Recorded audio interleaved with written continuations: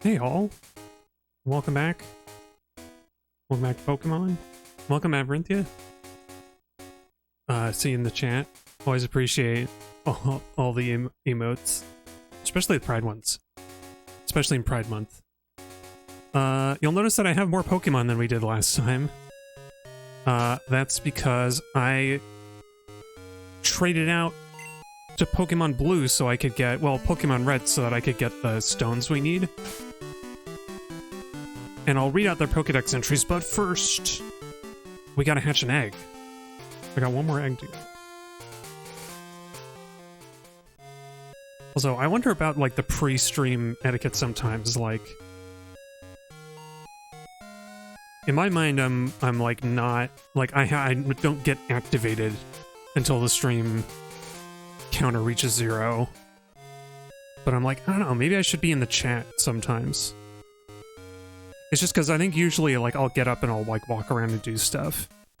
And I don't want to create the expectation that I'm, like, actually here until I'm here.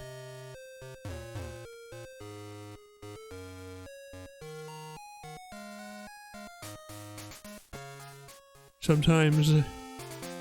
Because sometimes I'm not here. Oftentimes I am. Often I am just here listening to the pre-stream music. Sometimes I'm not. Anyway, we've got our last baby Pokemon to hatch. I am gonna have to hatch 2 Tyrogues along the way, but so this isn't the last egg, but it's one of the last ones. Here we go. Oh, final egg. I think this might be my favorite baby Pokemon from this generation too. Elekid. He's got a power socket plugs on his head. Elekid's cute. I think it's the expectation the streamer is setting up and making sure stuff isn't broke. Yeah. That makes sense. I imagine if I had, like, a bigger audience, I think it wouldn't bother me so much, because people would be, like, in the chat, socializing before the stream. In the meantime, we gotta give Elekid a name. Him's gotta have a name. Maybe, oh, what's that? Isn't there, like, a Kid, K-I-D-D, that was the... Who is the, id Software did, like, a platformer with a kid in the helmet? Wasn't his name, like, Captain Kid or something? Or am I misremembering entirely? Well, I'm just gonna call him Kid, because or no, like, we should be, like, Kid Zap. I'd like to call him Kid Electric, but we don't have space for it. So he'll be Kid Zap with 2 P's. Cool, let's read his Pokédex entry. But yeah. I don't know how many streamers actually have a countdown to the stream going live, though, now that I think about it. Like, most of them are, like, really busier than I am, so they're just like, oh, we'll put on some music and then I'll be ready when I'm ready. I don't know, I like to have a timer because I like to start at a specific time, and I like the idea of, like, hey, here's your 5-minute warning so you don't miss the start of the stream, you know? Elekid, the electric Pokemon. It rotates its arms to generate electricity, but it tires easily, so it charges up only a little bit. Oh, it does like a windmill. Oh, you're right, I was thinking of Commander Keen, not Kid. It does start with a K. You know what, we'll rename to Commander Keen, because that's what I was thinking of. Even though it's a game series I've never played. It's funny, because I'm pretty sure that was id Software, but, like, they're not known for that sort of game at all. I don't think they've made anything like it ever since. So I'll just call him Keen. He doesn't need the commander title. You are Keen the Elekid. Oh right, and his dad is Tabman. Oh, Electabuzz has such a good cry. What was Elekid's cry? It almost sounds like, oh, who does it sound like? It sounds like a lower-pitched version of the Pokemon that goes meep meep, but I don't remember which one that is. I can't remember off the top of my head. Me. That's it. I don't know. Well, they're gonna go in box 2 because there's 2 spaces for them.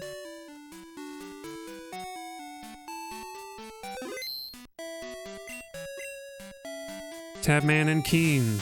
He does look... I think I called him that because he looks like he's strumming a guitar. He's doing an air guitar there.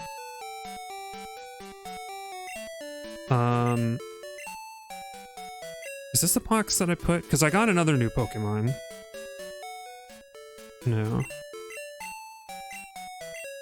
Earlier today I booted up Pokemon Crystal because I needed a 3rd game to get the 3rd starter, Chikorita. And I think I put him in here. Oh no, he's not in here. Where'd I put him? Did I put him in the VIP box?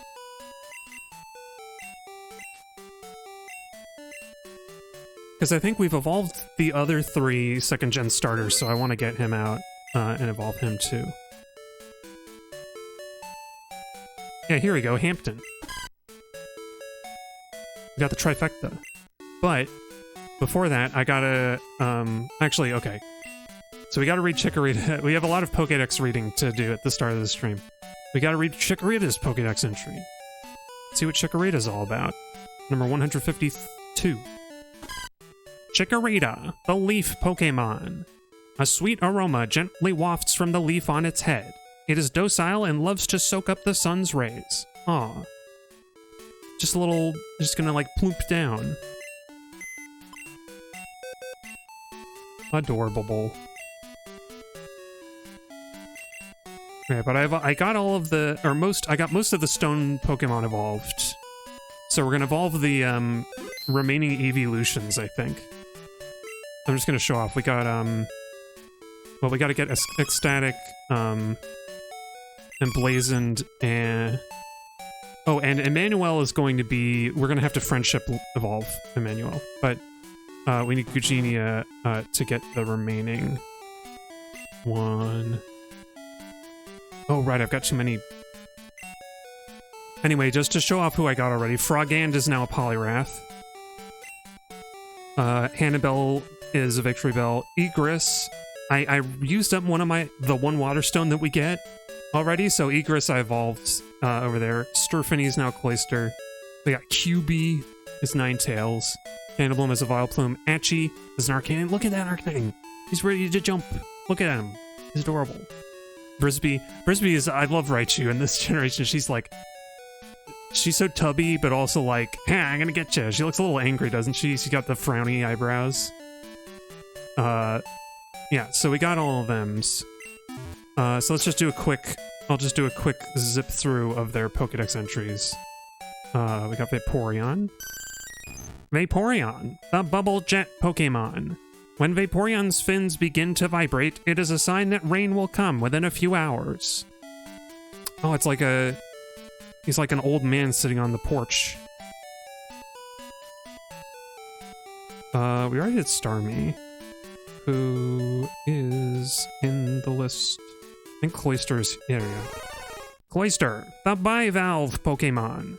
Once it slams its shell shut, it is impossible to open, even by those with superior strength. 292 pounds, that's a heavy clam. I guess it is all like calcified shell. I don't know what shells are made out of. Are they also made out of like... are like clam shells made of keratin or something? Or do they have like iron reinforced keratin maybe? Victory Bell, the flycatcher Pokemon. Acid that has dissolved many prey becomes sweeter, making it even more effective at attracting prey. Oh, calcium. Yeah, that probably is. That's probably it. Calcified calcium. Well, I say calcified out of nowhere, but yeah, probably calcium for the shells. That's right. That sounds right. Poliwrath, the tadpole Pokemon. This strong and skilled swimmer is even capable of crossing the Pacific Ocean just by kicking. Boy, it doesn't have to be strong. Look at its feet, don't have any like fins or flippers or anything. And his hands, he's got like big gloves on his hands. I always thought that was kind of funny. He's got that like cartoon animal gloves. Here's Vileplume. Vileplume, the flower Pokemon. It has the world's largest petals. With every step, the petals shake out heavy clouds of toxic pollen. Oh. That's kind of spooky. Was that all of them? Oh, Ninetales and Arcanine. Ninetales, the fox Pokemon. Sub-legends claim that each of its 9 tails has its own unique type of special mythical power. Oh, it's the nine-tailed fox. I like Ninetales. Ninetales has a cool cry. Both Vulpix and Ninetales. I like that. They did a lot with just those little samples or whatever. Raichu, the mouse Pokemon. When its electricity builds, its muscles are stimulated and it becomes more aggressive than usual. Yeah, Raichu has a cool cry too. Lots of cool Pokemon cries. Also, I skipped Arcanine. Wait, where's Arcanine? Arcanine, where'd you go? Oh, there you are. Arcanine, the legendary Pokemon. This legendary Chinese Pokemon is considered magnificent. Many people are enchanted by its grand mane. Wait, Chinese? China exists in the Pokemon world? Also, 6 foot. Wait, is it 6 feet tall? That's taller than I am. That's 300 pounds. Yeah, China is canon in Pokemon, confirmed. Or it's like a bad translation, I don't know. Anyway, I think that's all of the stone Pokemon that we've evolved so far. So, I have the other stones. Let's do those. We need, we need Jolteon and Flareon. Oh yeah, you'll notice that I have, rare candies. I traded these in from Pokemon, from my Pokemon Silver playthrough. So we have all the rare candies that we need to level up the really high-level difficult ones.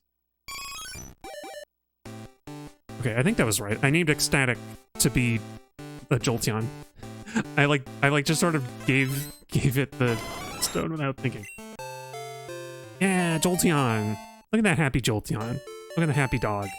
And we'll do the Firestone too.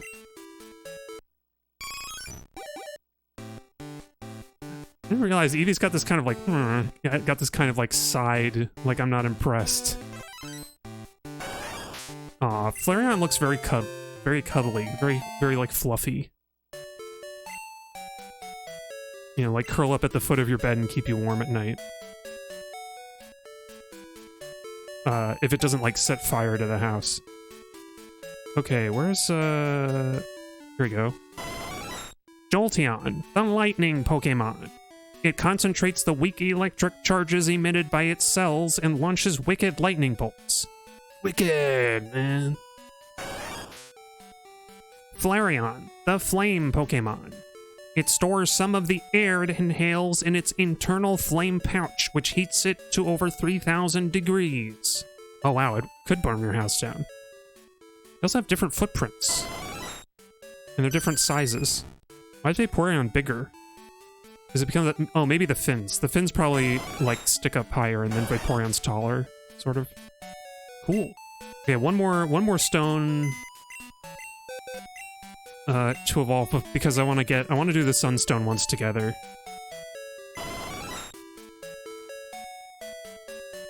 Oh, oops, no, we're keeping Hampton with us. And Gugenia. I don't even remember why I named you that, but you're the final stone that I'm gonna evolve right now. Which, I'm only doing it for the Pokédex. I would not evolve like a level 10 execute. That sounds like a bad idea. Like, I don't think it's gonna learn any new moves if I tried to level it. Poor guy. Poor feller. She ain't gonna learn nothing now. Executor is pretty low, like, far down in the list, if I remember. Here it is. Executor, the coconut Pokemon. Its 3 heads think independently. However, they are friendly and never appear to squabble. Yeah, unlike Dodrio. Alright, cool. So now... Now we've done all that Pokédex reading, and we filled out a whole bunch of Pokédex entries. I'm gonna get... actually, wait, I meant to level up Rebuff. Because, so that he would learn Sleep Powder, but I guess for now I'm just gonna get, Mulan out of the box. Because we're gonna do the bug catching contest one more time. I figured out some more details. I was actually wrong about how the contest works a little bit. Apparently DVs do matter. So the best Pokemon to catch is actually Scyther because it has the highest potential DVs. And a small, tiny little factor that I didn't know about. There's just like one tiny little thing that I didn't realize. The Pokemon's remaining health after you catch it also factors into the contest. So the smart thing to do is to make it fall asleep and then try to catch it at like full health. So I'm really only got Mulan here to do Spore, and then we're gonna just keep throwing Park Balls until we get it. Ideally, I would have Rebuff do like Sleep Powder and Sweet Scent like every time that we need to go in there. But I'm gonna save and like maybe we'll save Scum to like actually win the contest. I don't know. Or no, I'm not gonna save Scum now. But if we still don't, whoops, if we still don't win the contest, then I'll do it off stream. But I'm hoping that with my newfound knowledge, we can catch like a level 14 Scyther that has like really good DVs and wins the contest. Because I think status doesn't count toward the contest rating. I feel like I would have paid attention to that if that was in the thing.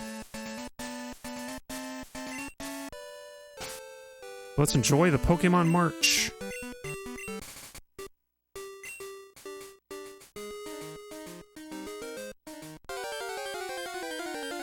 Yeah. Sorry, Paris, we're not looking for you. But yeah, I've been thinking about how the rest of this plays out, how the rest of this whole challenge plays out, because I still need to get a Porygon. I think I'm just gonna buy it. I think I can get enough money to buy it. Even though it's like, you have to do 9,000. But I might just go into Crystal to buy it. The trouble with Crystal is that we actually have to go...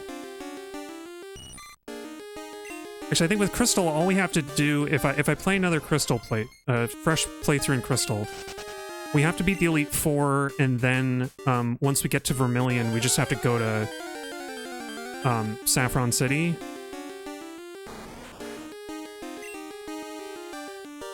Or we have to go, sorry, through Saffron City to Celadon, so that's not too bad. Because that one, it's only 6,000 coins. So I think that's probably what we're going to do, because in order to get Celebi at all, we have to go and get it in Crystal, because that's the only legit way. But I've been thinking about what the team I want to put together for Crystal, and I think I know what I want to use. My idea here, okay, now this is a crazy idea, right? Basically, I'm going to kind of beeline it for Goldenrod City, and then I'm going to trade in some Pokemon from Gold that I can breed to hatch a baby version that'll be like my own, that'll be owned by my own trainer in Crystal, and so we won't worry about like the level growth stuff. And they'll start at level 5, so I'll have to train them anyway, like more naturally, but they'll also have some good stats. Like I want to have a Skarmory, so I'm gonna like trade over a Skarmory and a Fearow that knows Drill Peck. Stuff like that. I think I also want to trade over a Houndour, because I've never used a Houndour. And like you can't get it until so late in the game that I think most people don't use it except for like competitive stuff.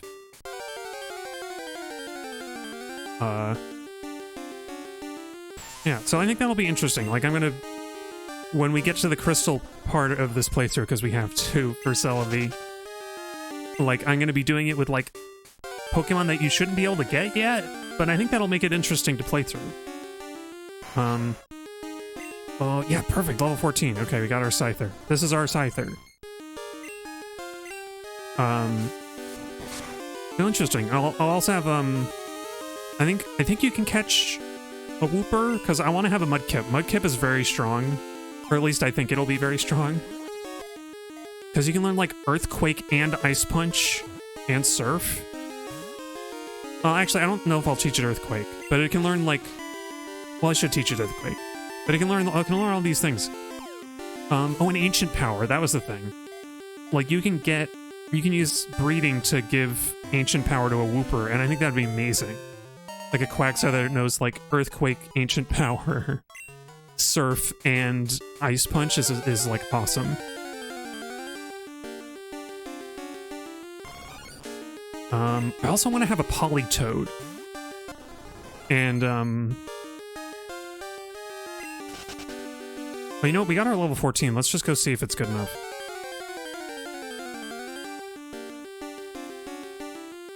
Oh, unless... Oh, it's a level 14 girl Scyther.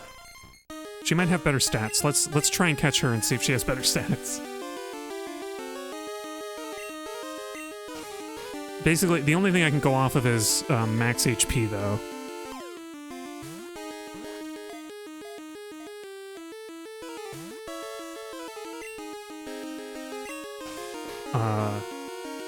I think apparently they can have held items too, the wild Pokemon, but I don't know where you would tell. Because the menu doesn't tell you. Nice. Okay, is she better than the one that we already got? Oh, it's hard to tell. They look the same. I'm gonna say yes. We're gonna go for Girl Power. There's still 16 minutes left. Yeah.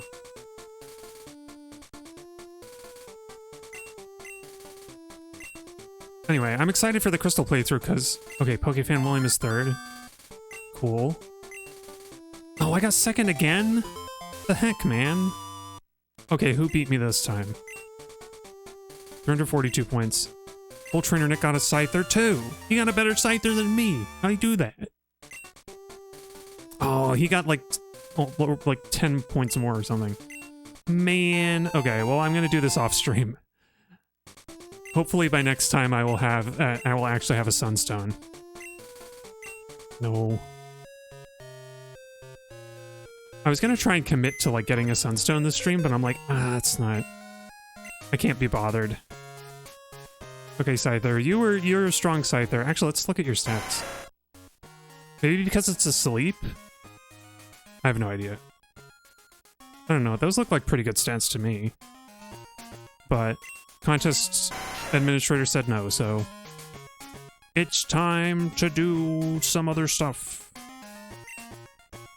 We're gonna evolve a Chikorita, and I'm gonna poke around the box for other Pokemon.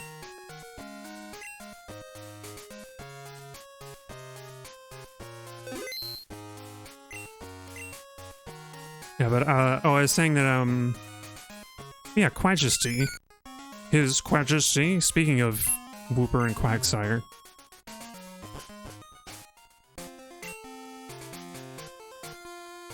Oh yeah, we don't need Mulan in the group right now either. Conifer will be our, like, lead guy, so... Well, let's fly out to the place first.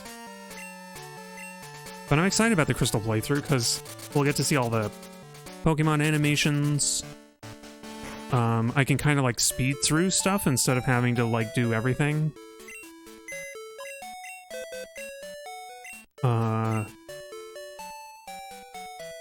I don't know, I might get a, I'm tempted to get an Espeon, because I've never had an Espeon. Even though that, like, I'm basically going to end up with kind of an overpowered team, but I like the Pokemon I picked. I kind of wanted to do the same for Pokemon Green in this Pokédex challenge, but I realized that, like, we didn't have to spend all that much... Or I decided that it was more interesting to do, Brock through walls and do like that one, like basically in less than a stream, catching all, getting all the fossil Pokemon and Mew in one go. Oh yeah, let's get Ratharan level up too. I'm just pulling out a bunch of Pokemon at once, so we don't have to keep going back to the box. Oh wait, I know what I wanted to do. Oops. I want to evolve the, I want to evolve our Larvitar. Ratharan can hold tight. I want to evolve our Larvitar so that we, can do that sooner. Brock through walls is a glitch, yeah. It's like, it's the one where you... I mean, it's... Is it... It's like you're manipulating the, you're manipulating some memory when you talk to the guy who says, like, you gotta go talk to Brock before you... Like, if you go to Pewter City and you try to keep going to Cerulean, the guy who stops you, you kind of manipulate how that sequence works to... like, disable collision, and then you can kind of walk all over. Wait, where's our Larvitar anyway? I gotta find him. I think I showed it off when I played, when I streamed Pokemon Red and Blue so that I could get, the third Eevee really quick, because, like, otherwise the third Eevee was gonna take forever.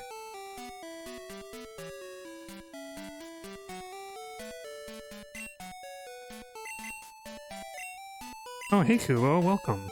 Welcome, Kuo Feliz. How's it going?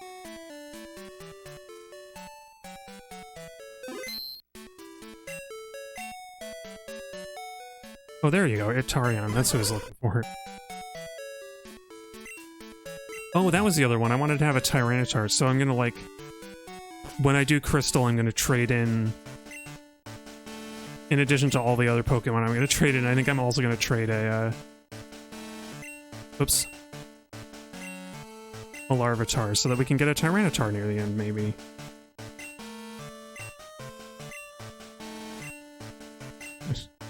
Imagine if holding the rare candy, he just, like, ate it right away. Like, no! Itarian, I need that for you, but, like, for later. Oh, you're suffering from a lot of heat, yeah. Yeah, the heat has been fluctuating where I am. I think it's whenever there's rain coming, it really heats up, and then we get the rain and it cools down a bit. I'm doing pretty good, thanks. I was talking about the impending Pokemon Crystal section of this whole Pokédex challenge. And how I'm really excited. Because for now, we gotta do a lot of leveling. Once I've done that, basically, once I've done that, we're going to do the legendaries, I guess, and then Crystal.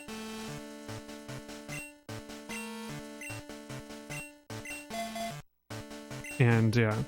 Pokemon Crystal, I'm using it as an excuse to use a bunch of Pokemon I never used. Yeah, so Crystal is required if we want to get Celebi. Because, the Celebi event isn't in Gold or Silver at all, I think. And it's in Crystal, but it's disabled in the international release. Like, or there's no, like... The way I heard it, there was some kind of, like, mobile connection you needed to have that's not in the international release, but I can use a Game Shark to activate the trigger, and then we can do the event as if, as if it were legit. The trick is that, if I remember correctly, you have to beat the Elite Four first. So I'm going to be doing, like, a third playthrough in order to get the full Pokédex.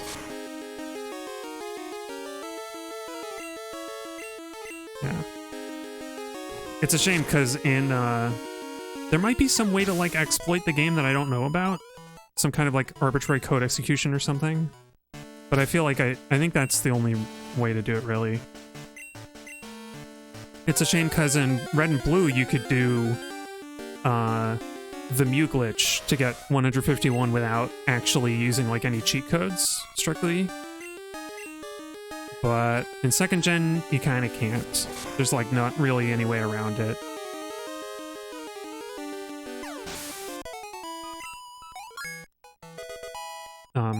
Because I think like Professor Oak and the Game Freak guys will congratulate you if you only get 250 Pokemon, but I do want to get 251. Oh, there was a non-in-game event you could get it. Yeah, I don't know how that works either.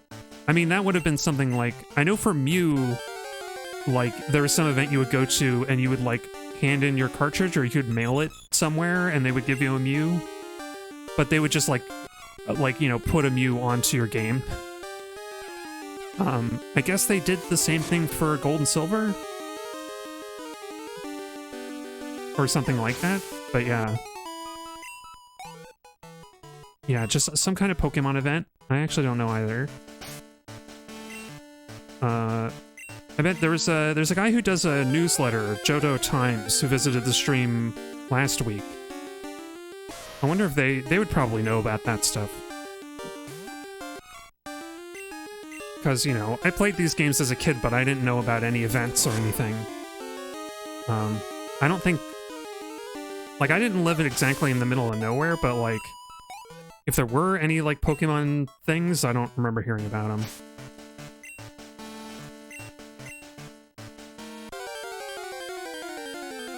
You know what, we should just go through the Elite Four again, I think. I think that'll be faster than this, just for Larvitar taking a long time.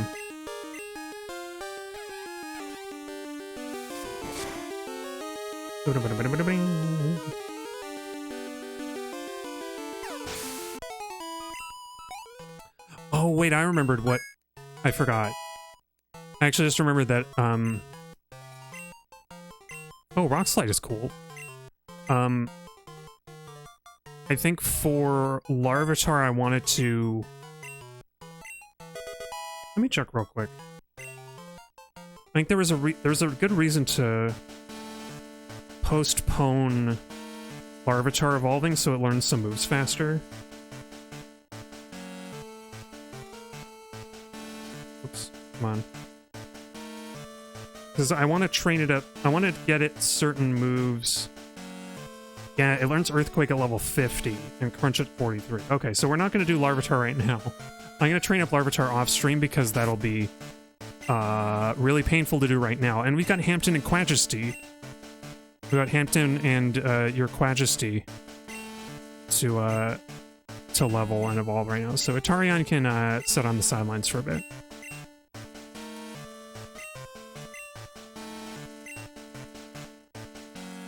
Yeah, the GS Ball event, that's what it was. It's only available in the Japanese release of the game. Oh yeah, and the virtual console, the 3DS Crystal for the 3DS, they I noticed that I saw something about that a while ago. Like I was reading up on the event. And yeah, they re-enabled it in the virtual console version. I don't know exactly how that works. I guess maybe just when you beat the Elite Four, you can visit Kurt or whatever it is. I know that, like, you go to the Goldenrod department store and you get the GS Ball, and then you go see Kurt. Something like that. We'll cross that bridge when we come to it.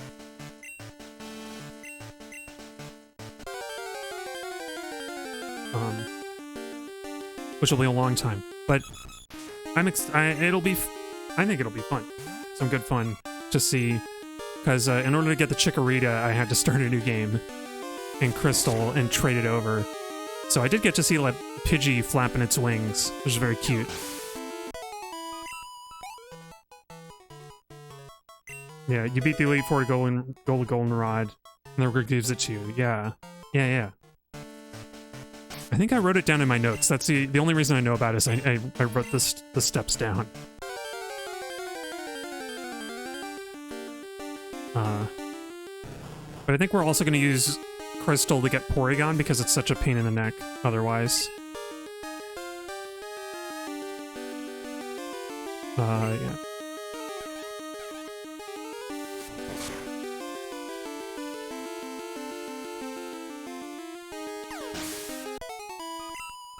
Yeah. Yeah, and I'm thinking, I was gonna get like for Crystal, I was gonna get a Houndour, Skarmory, Quagsire. What else was I gonna do? We're gonna have a Chikorita as the starter.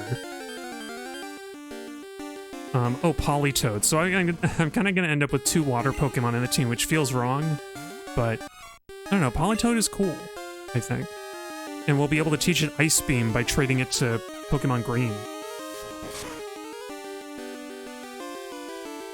So my Pokemon Crystal playthrough is gonna look very strange.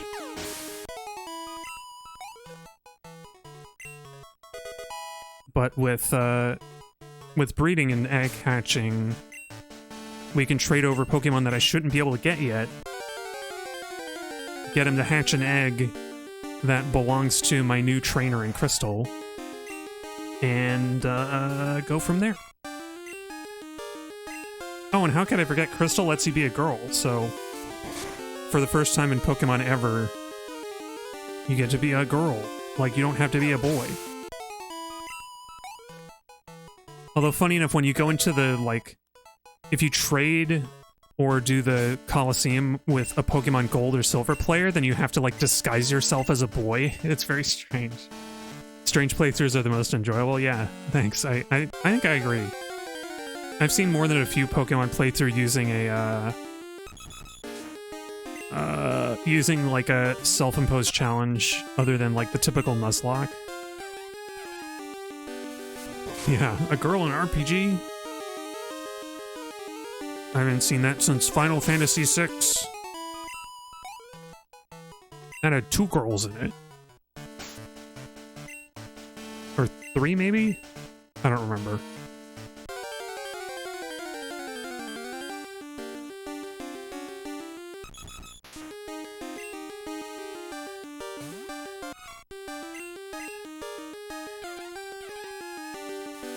Final Fantasy VI is a game that I'm kind of curious to go back to. I feel like it kind of lost me at some point. I think, like, maybe it was after the world ended and you have to get the band back together. I was just kind of like, I kind of fell off a little.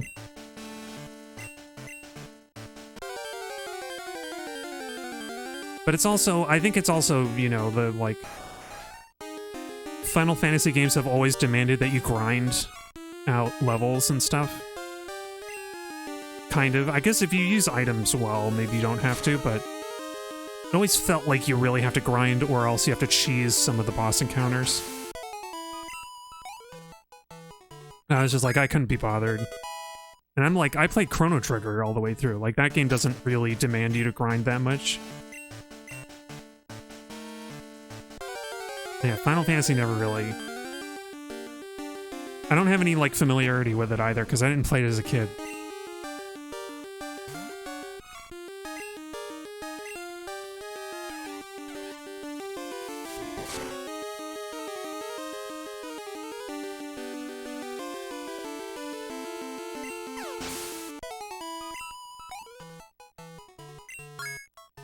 When I was a kid, like, my aunt gave me a copy of Baldur's Gate, and I, like, couldn't figure it out. I was like, this game's too hard, and I just never played it anymore. Going with the best monsters is good, but after some runs it becomes kind of dull. Yeah, that's true. Spicing it up makes you strategize and come up with new solutions. I think that's why the Nuzlocks are so popular. Because it creates, not only does it create this atmosphere of, like, you know, caring about the Pokemon surviving or not, but also forces you to use Pokemon you wouldn't normally use. It offers a variation and diversity that you like. Yeah, absolutely.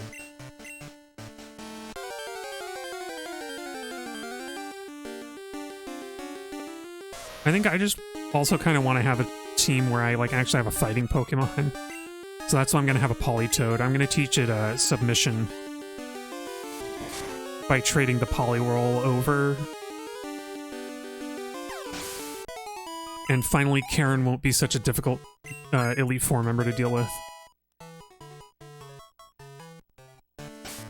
Like, I kind of thought about having a Heracross on the team because I like Heracross. I think it's a cool design. But it doesn't learn, like, any good fighting moves. I guess Reversal is okay. Or Counter. But I don't know if counter gets the like type bonus. I don't think it does. It's just like double whatever the damage was.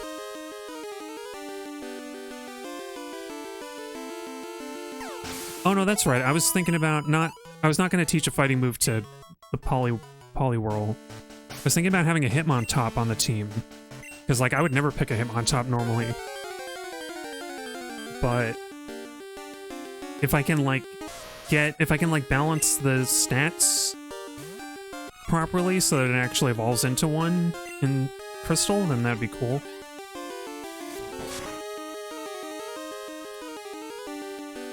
On a new save, you picked up Heracross.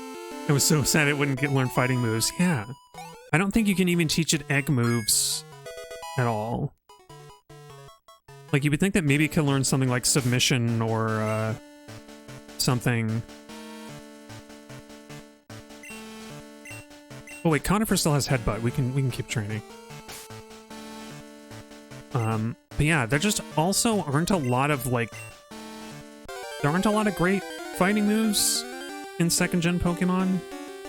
I think Hitmonchan learns most of them. It's got like, what is it? There's some like 60 power fighting move that always hits, I think. Oh, look at that drill. That's strong.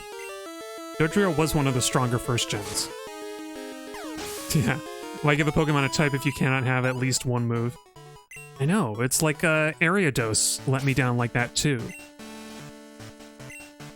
Cool big spider Pokemon doesn't learn any bug moves, except for Leech Seed. Yeah, I like Dodrio. Strange three-headed bird Pokemon. I think I picked... Like in first gen, I think it's kind of a toss-up between whether Dodrio or Fearow is a stronger bird. Stronger flying type. Stronger bird. Aw, Tangela got scared.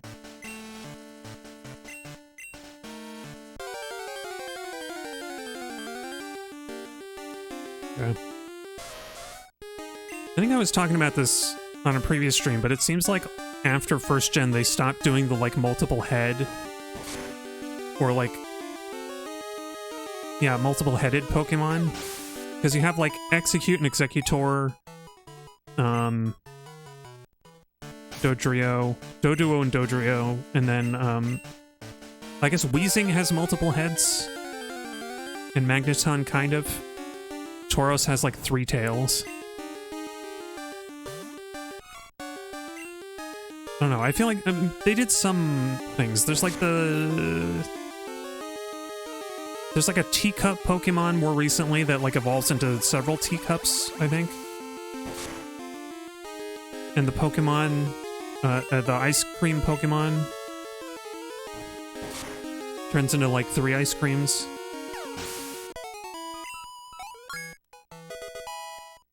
Yeah, I think we need to go back to the center to get Connor for some of his returns. This might be Quadrasty's... Yeah, Quadrasty's evolving! Such a cute cry.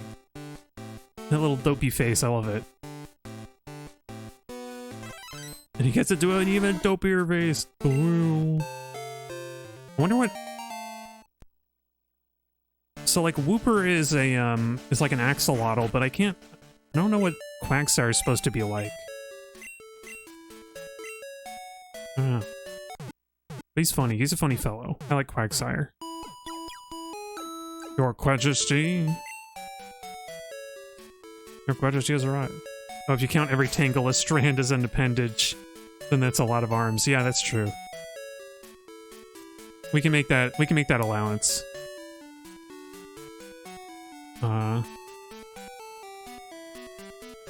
Yeah, 3-tailed Tauros. I feel like a lot of like second gen Pokemon just don't.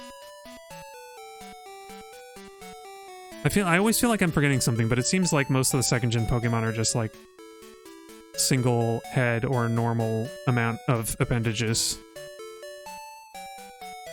Did I pass Wooper and... Where's Wooper? Wooper, where'd you go? The ordering of Pokemon in this generation is so weird. Here we go. Quagsire, the water fish Pokemon. This carefree Pokemon has an easygoing nature. While swimming, it always bumps into boat hulls. Kind of like Slowpoke. Also, 4'7". This is a big guy. He's like a short person. Alright. So we can put you back in the box. Oh, Quagsire's a Japanese giant salamander. Oh. Salamander makes a lot of sense. This time, instead of fire, it was a water salamander. Yeah, once again, a Japanese animal as inspiration that, like, somebody like me isn't going to recognize. Yeah. Oh, yeah, true. So at least it goes from amphibian to amphibian. Okay, we'll take the experience share so that you can go back into box. Yeah, no, I read it. I knew which one. I knew which word you meant.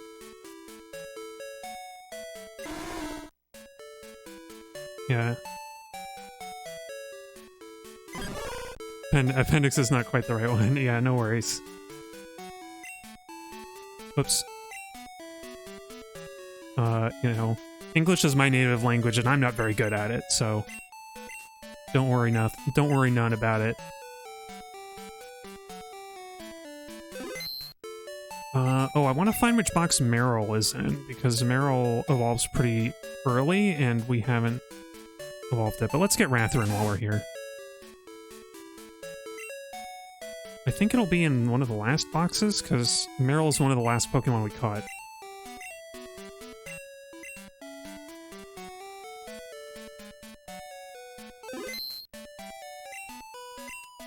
I feel like one of the first phrases that I should learn in any foreign language is sorry, is like just apologizing for my bad use of my bad speaking, my poor grasp of the language.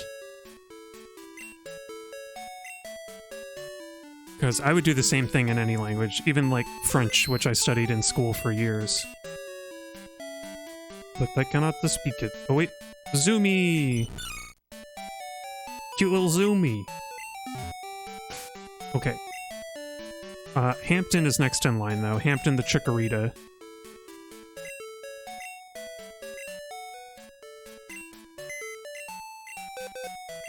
Oh, wait, never mind. No, actually, yeah. I was thinking it would be nice to give the Everstone to Itarian the Avatar. Itarian the Larvitar, because it'll be, I'm going to be holding it back from evolving, but it needs the experience share to get experience, so never mind. Never minds. Yeah, just learning how to greet, say thank you, and how do you say whatever. And pointing at things gets you very far. Yeah, that's true. Comment se dire, Internet?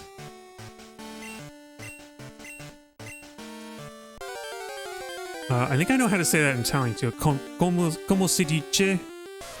Como si dice? Ponyta.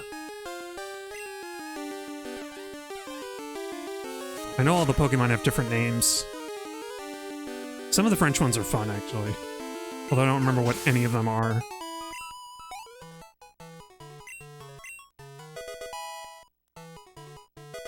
Maybe something like, Fauberge or something. Flamberge.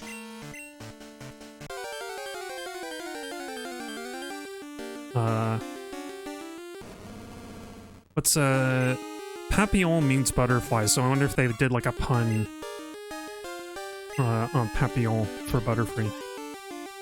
Well, in Spanish you just use the English names, because it's far easier to look up. It's true. Yeah. That's one thing that I am pretty proud of.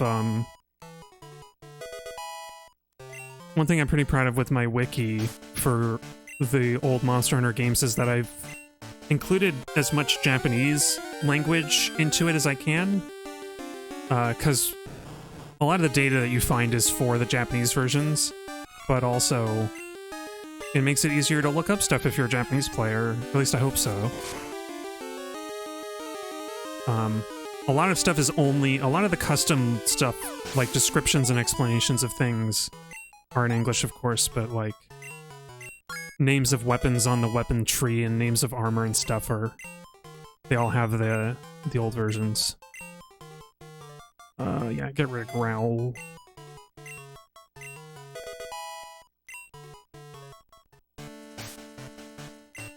Because, yeah, I guess, like, some, I guess some of the sites, like Cerebi, will have the alternate language versions of Pokemon in them, but, not a lot. Like Larvitar. Oh yeah, the German for Larvitar is just Larvitar. Oh, they don't have the Spanish language version, do they? They only have Japan, French, German, and Korean. Not Japanese, Japan.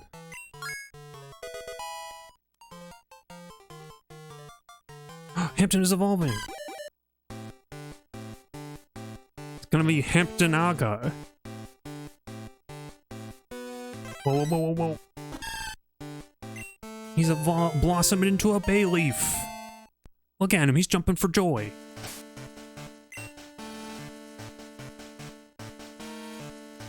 I spaced out, no worries. I do the same a lot.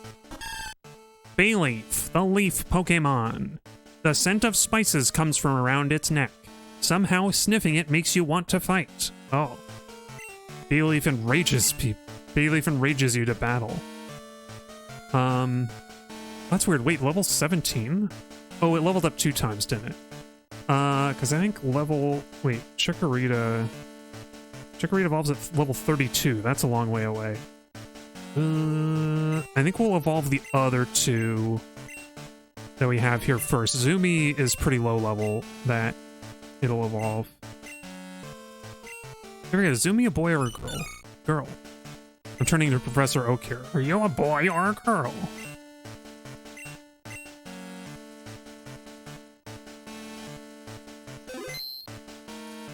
It's very, I would say, you know, in a pre, you know, gender spectrum world, it is the least he could do to actually, like, confirm, to, like, ask you to decide who you are. How do you identify? Please provide your pronouns to Professor Oak. Oh, the latest games are Spain-inspired. Have silly puns given the Spanish translations that don't change the English name. Oh yeah, do they do puns that like make sense in English but like out of Spanish words? Is that what they did with the names?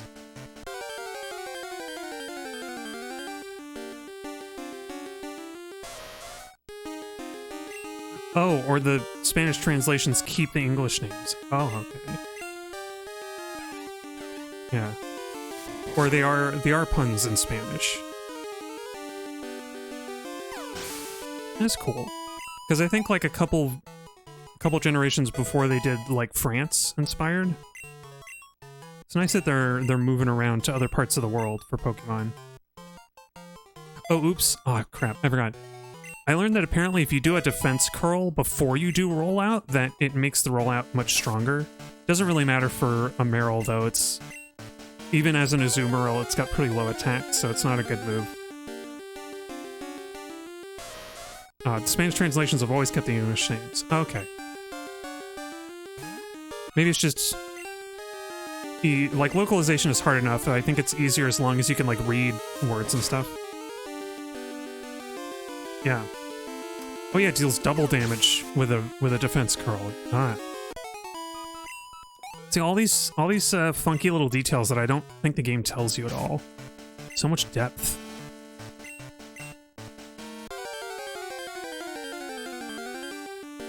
It bothers me a little bit that Marill is stuck with the Jigglypuff icon, but it's not a bad choice, considering what they're limited to.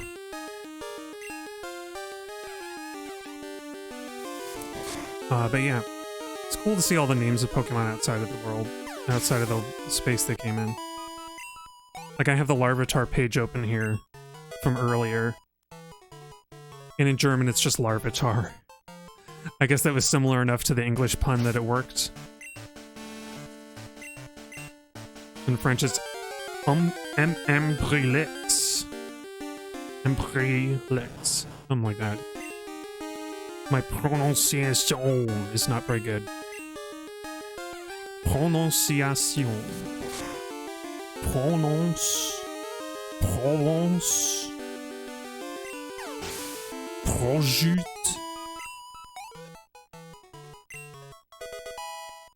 Okay, Zumi's got one more level to zoom.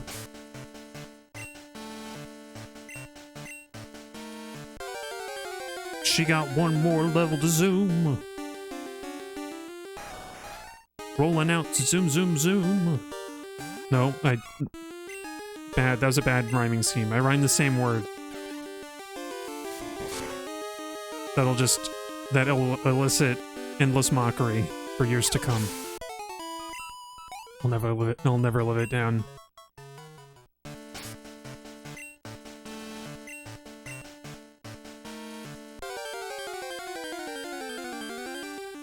No. So many Pokemon moves sound like they would be cool to use or useful, and in practice they don't really play out like that. Like, I don't know if there's any case where rollout is actually a good strategy, or like the best strategy at high level. Maybe if you did like one of those Pokemon Stadium-like brackets where you could only have Pokemon within a certain level range of like 20 to 40 or something. Never mind, it's time for Zumi to evolve. This message has been interrupted. This conversation has been interrupted for this important message. Yeah. And the little like white patches turned into bubbly bubble patch pattern. Yeah. Yeah, I've never had an Azumarill in these games because Marill itself was so hard to catch. Oh, also, apparently I never got it for Alligator. Wait, did I not level up my... Oops. You gotta do that too. Marill, where did you go? Oh, I saw AM and I was like, Azumarill? No. I can't speak and I can't read. I kid though. Wait, did I skip it? Maybe I really can't read.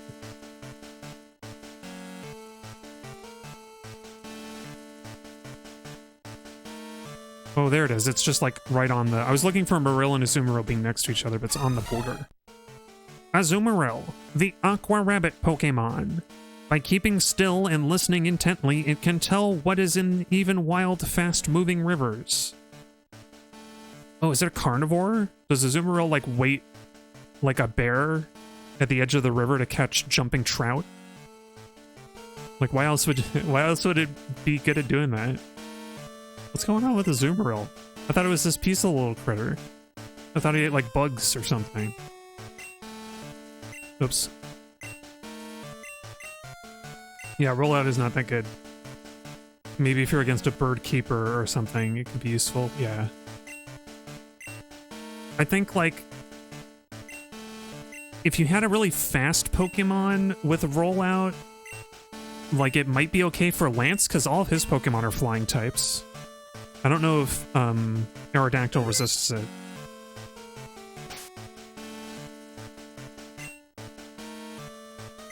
But yeah. But I mean, the better option for Lance is like a Gengar or something. A Gengar with an Ice Punch or some other fast icy Pokemon. Maybe like an Articuno if you really want to show no mercy.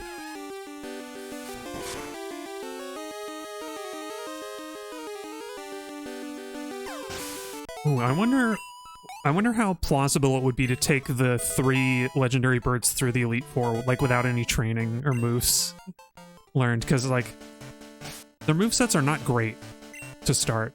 I think Moltres only knows, like, Fire Blast and Fire Spin or something. Azumarill's a murderer. Cute. Yeah. Yeah. Also, wait, why did I just save? I don't know why I did that. The cutest murdering critter. It's a fun...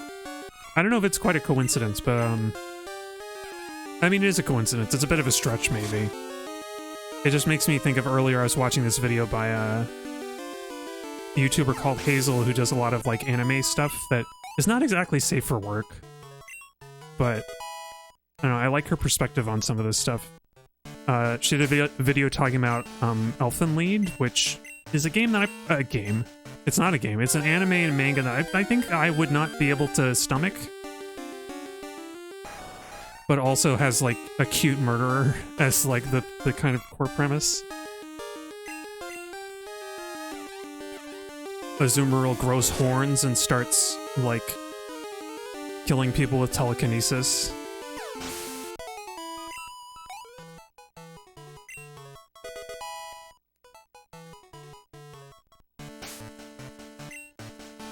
It does remind me, I feel like I've had this conversation on stream before maybe, but I don't know. Maybe not this exact one. It does remind me of the like frustration of manga and anime as a genre where like watching this video about this show, about this medium earlier today, I was like, some of those themes and like moments sound like they would be really good without all the extra baggage. Like the excessive horniness and stuff. And like it also, you also have to kind of, I think it's also worth respecting how apparently a lot of women felt, like young girls who watched it when it was out, like really connected with it or really enjoyed it in a particular way.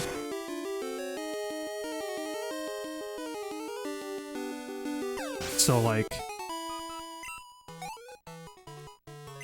I don't know, it's so frustrating because I feel like there's like a space to do all the creative things that so many manga and anime do, and to tell the kind of stories they tell, but without all the like crap that really puts me off in particular, and a lot of people too.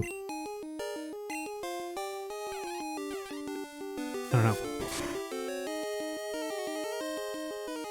I think there's a space for it, but like it doesn't really exist. Maybe I just haven't looked hard enough for like, I don't know. I want to say like, well, this is not a good comparison. I was trying to think like, what is there like an American animated or like non-Japanese animated show that deals with heavier topics but feels more mature about them and is also like well written and like the characters are rounded and stuff. I'm like, I can't really think of one. I don't know. I think Avatar: The Last Airbender comes to mind, kind of, but that one is still very light. Like in the end, it's still pretty lighthearted. Even when like the Fire Lord is laying waste to the landscape with a fan of fire, it's still like not as, you know, it's the kind of show that won't go as extreme as some anime will, or not. And that's not the right thing either, because like that example of Elfen Lied was prefaced, luckily in the video Hazel prefaces but by saying like, by talking about how it came out in a time when the culture was kind of like shock. There's this like shock culture of like, oh, I'm gonna show you something really like distressing online. And like in certain friend groups that was kind of like fair game. Kind of like an appreciated, like a shared kind of self-flagellation maybe. But it also like bled into bigger culture, and like looking back on it, you're kind of like, but like we don't like have to do that. We don't have to do that. Oh, you know, I want to, I mean, this is the anime I always go back to. I want to say that like Full Metal Alchemist Brotherhood is like maybe the least offensive in most areas, but it's still kind of like, it runs into the same problem of being like overly male-centered, I think. It has a scene that really bothers me where like Ed is trying to calm down Winry after she like learns that she meets the guy who actually killed her parents, and his whole like speech to her is about how like she's gonna be a great mother one day, basically. And I'm like, oh, come on. She already has like a passionate vocation that like is relevant to what you're talking about, which is to like making automail, this like these, you know, like mechanical prosthetics that allow people to, you know, restore some of their ability to live the way they used to. And he goes for that. I'm like, dude, come on. Ugh. It's like, I think it's a blessing and a curse that like manga are often the product of like one person with very little oversight, and then anime by extension will adapt that material very faithfully in many cases. Because by comparison, you have like in Hollywood, for example, a lot of movie adaptations of other media, particularly books, will get criticized for a lot of changes they make, but sometimes those changes are pretty good, actually. Like, compared with how, like, manga gets adapted into anime most of the time, it, like, keeps everything to a fault. One weird example that I think many people won't know about, maybe, or won't recognize, is with Lord of the Rings. Because the Fellowship ends with Boromir's death. Actually, no, that's not right. The Two Towers begins with everybody encountering Boromir having died trying to protect Merry and Pippin. Or he's about to die. And in the book, his death, like, really sucks. Like, Aragorn's last words to Boromir... Book Aragorn's last words are like, "But where did the hobbits go? Do you know?" And then the Boromir just dies and he doesn't know. And he isn't able to tell anybody. And that movie scene is so... There's so much compassion in there, and like movie Aragorn is like, I will not allow the world of men to be destroyed by like the evil force. We will not let the White City fall, kind of thing. But he shows some compassion and warmth in like Boromir's final moments, and he like doesn't even... Boromir's like, it feels bad about trying to take the ring and all this stuff. I don't know. It's like that one is like a much more informed by how people will respond to this stuff. And yet it's still well written. I didn't know for the longest time that scene is not at all how the book plays out, because it feels like it was. Most of the time you have to adapt certain things just because the inherent change of the medium. Yeah, that's true. That's absolutely true. Like... a weird pet peeve that I have with movies is sometimes with movie adaptations is like when a description in the book is that like it was so dark you couldn't see anything. I feel like there should be a way to adapt that into a movie where it's not just a black screen, but like I don't know how you would do that. You do have to change it.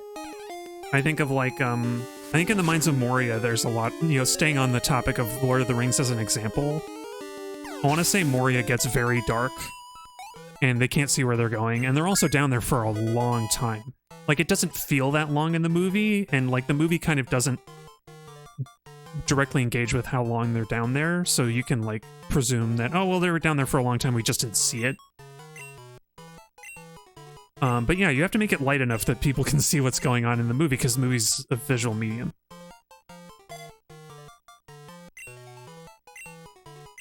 Yeah, and by that same token, there are changes that I don't like about the Lord of the Rings movies, but the Boromir one is a rare good change, I think.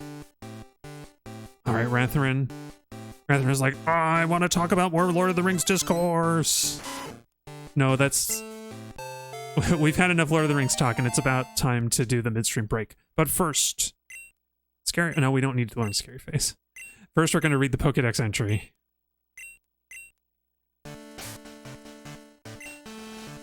Okay, Ratharan.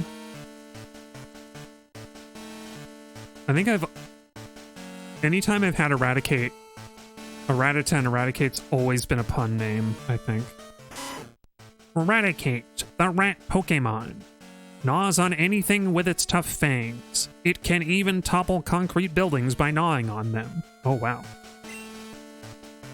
You thought rats in the city were a pest, but you never seen Eradicate knock over your apartment complex. Or a whole party of them. I guess they're worse than termites. Okay, well, it's about time for the midstream break, so we can mull on adaptation sickness, and other stuff. I feel like that's not even my own phrase. There was some video called adaptation sickness, or that used that phrase, and I can't remember what it was. It was about like a really decidedly bad adaptation of something, because like it does happen. Sometimes it's good, and sometimes anyway, break time. Take a break. Take a bathroom break. Take a snack break. Take a get up and like walk around break. Enjoy the music.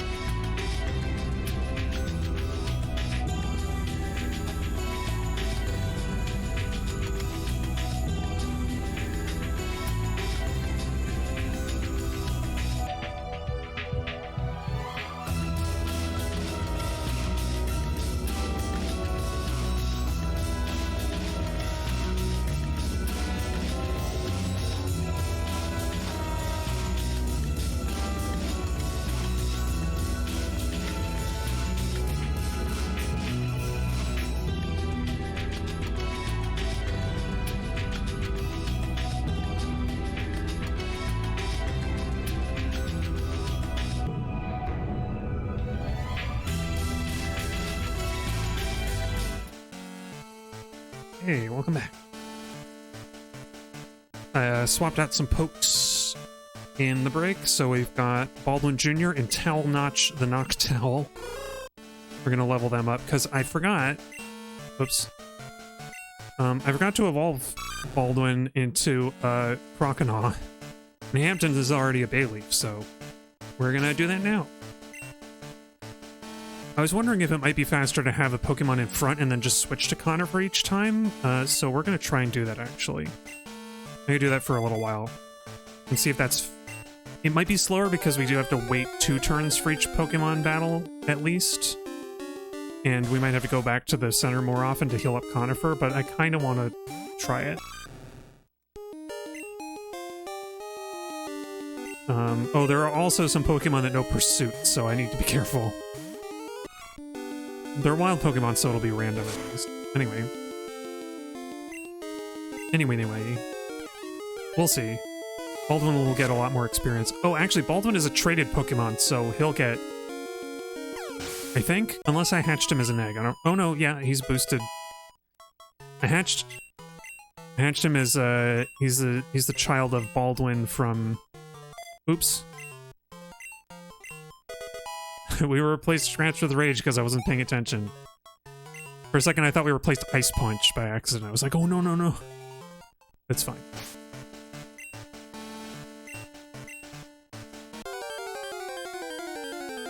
I wonder if deeper in Mount Silver... If deep in Mount Silver Cave is actually a better place to train. I feel like it might be.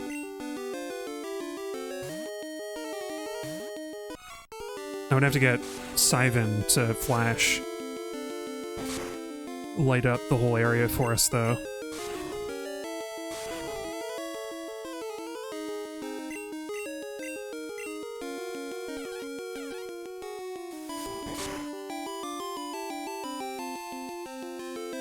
Yeah, welcome back. Welcome back, Kubo.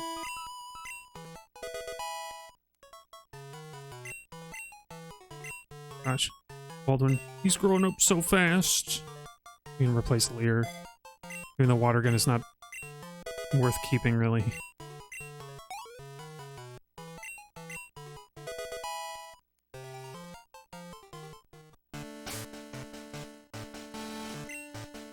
Yeah. Oh. Pressed energies in. I feel like I've done that occasionally in chat. I'll be like... No, I've done that in work chat. Where I'm like typing out something and I'm like, I want to make it multi-line and then I forget to shift enter. That's always awkward. Where it's like, okay, here's the steps you need to do. Step 1. And then I like only send step 1.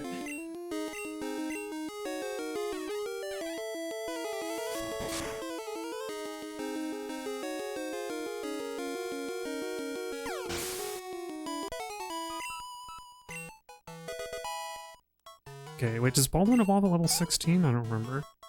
I think it is. I think it does. Well, it's already 17, so... He's growing... Oh, he goes level 18, that's right. You know what? I think he doesn't have to go first to get that last level. So let's just do this.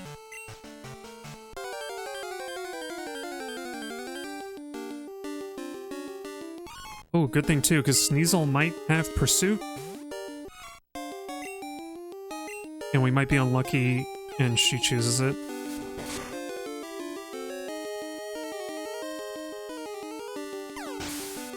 I wonder what that color scheme would look like on the modern, on like the full color drawn design. Because I know Sneasel is actually like, it's like black and red instead of brown and kind of ice colored. Here we go, Baldwin. Baldwin Jr.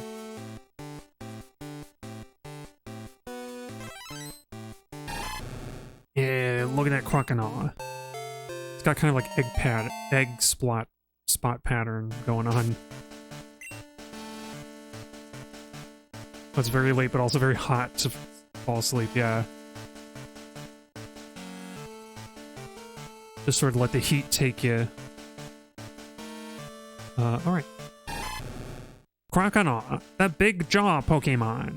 If it loses a fang, a new one grows back in its place. There are always 48 fangs lining its mouth. That's a lot of fangs. Well, that's a lot of fangs. Okay, towel notch.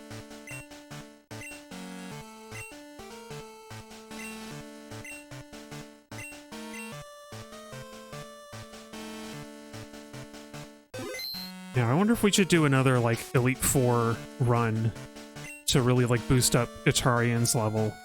I think that would be neat. Or we could try to finally... We could do the same for, Dragonair. Oh, the original artwork depicts Sneasel with pretty much the same colors as the modern one. A bit more desaturated. Yeah. So maybe it was like a mistake in the game. I feel like some of these... Actually, because, like, a big thing is that Sentret, like, has this white mask on its face, or Furret, rather. Has this white mask on its face in this game. Oh, Talnotch got 4 levels right now. But I wonder if the, like, official artwork... Because the official artwork is, like, what went in the Pokemon cards. And I don't know... I would assume that that artwork kind of came first. And they based the game sprites around it.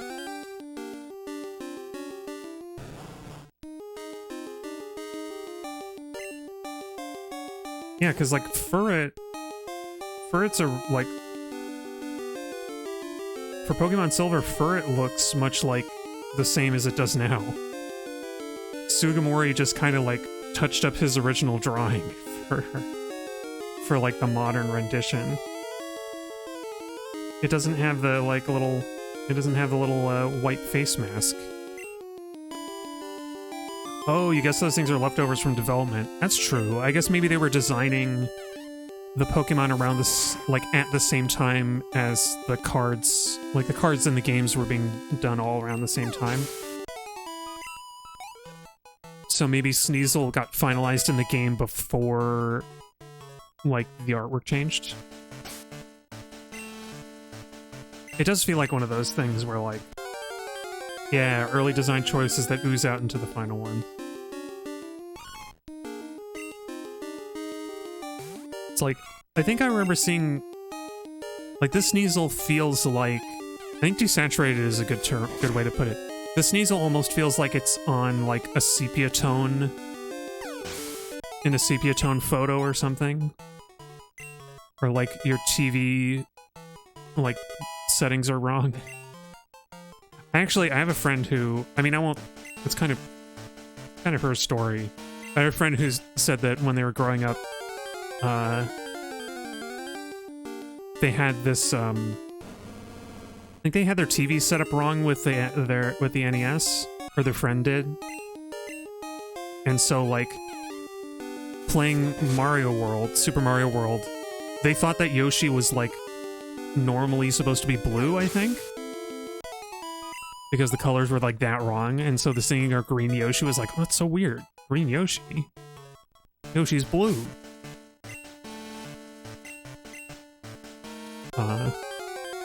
And this is like, you know, we all have seen, like, the multicolor Rainbow Yoshis since now, obviously. With the, ever since, Yoshi's Island. But, like, you know, there's, like green is sort of the canonical Yoshi color. And yet, that's what they grew up with.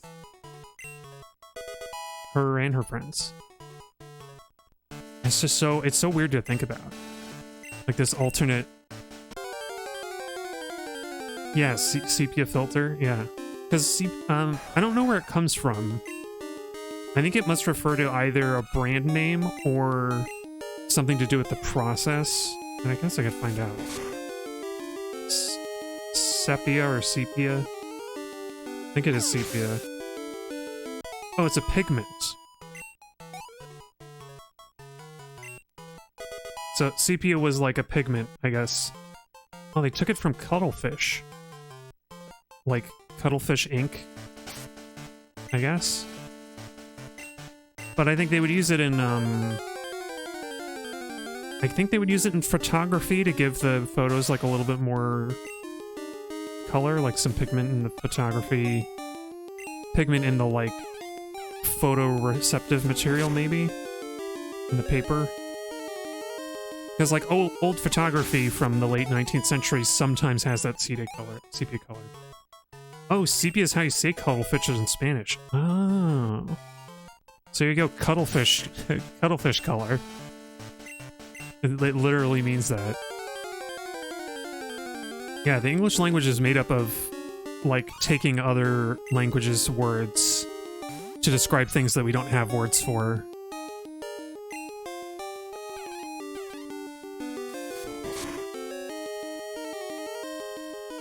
Yeah. Sneasel. I could have named my Sneasel Sepia. Sepia tone. To reflect the color change. The color difference, I mean.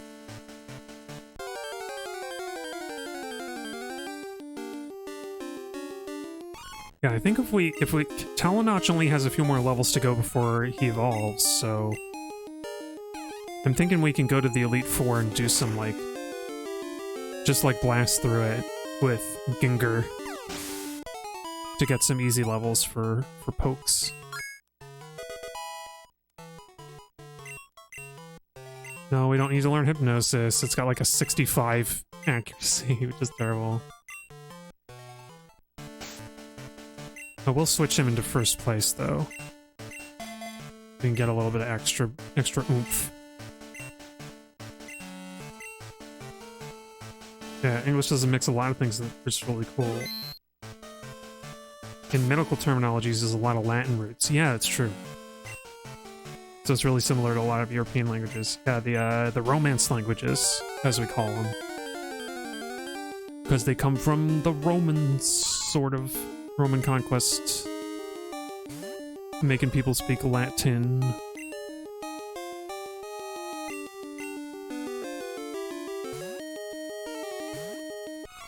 Yeah, the legal world also uses a lot of Latin terminology, specifically.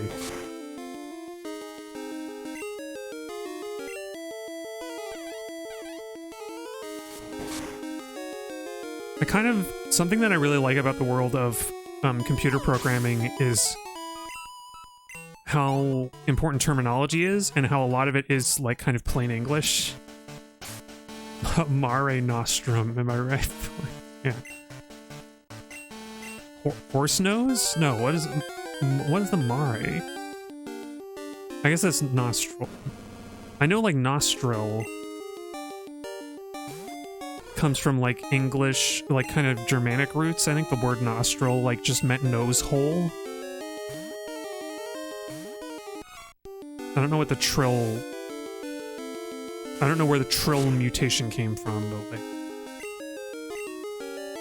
Oh, nostrum means out sea. Our sea. Oh, nostrum meaning us, our. Oh, yeah, mare. Mare or mara.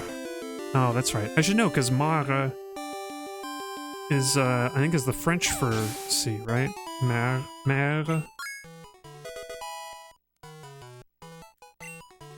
Silly me. Nostrum must mean nose. Forgetting that nose is from English roots and not Latin ones, or Germanic roots. And then I, like, say out loud, like, oh, you know, it's from Germanic roots, and I'm like, wait a minute. I just said the dumb thing first.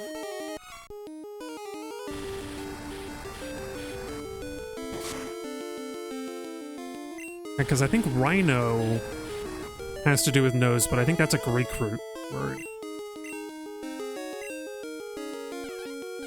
I don't know what the word for nose would be in Latin, rather. But yeah. Oh, right. The Mediterranean was called Our Sea. That's ours. You can't have it.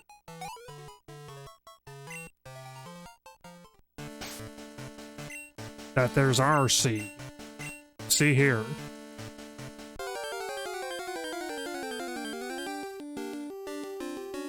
Now see here, see? There's our sea, and you better be getting on out of here before I make you see the door. Oh, nose is nasus. Nasus? Oh, like nasal. Nasus? That makes sense.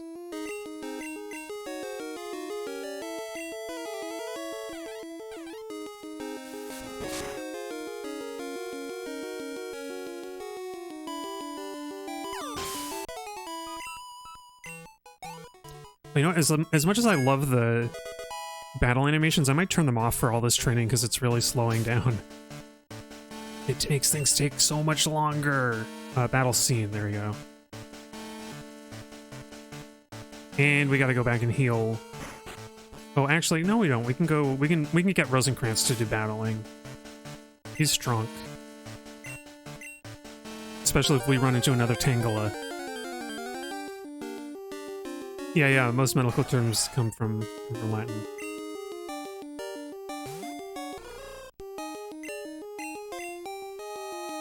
True.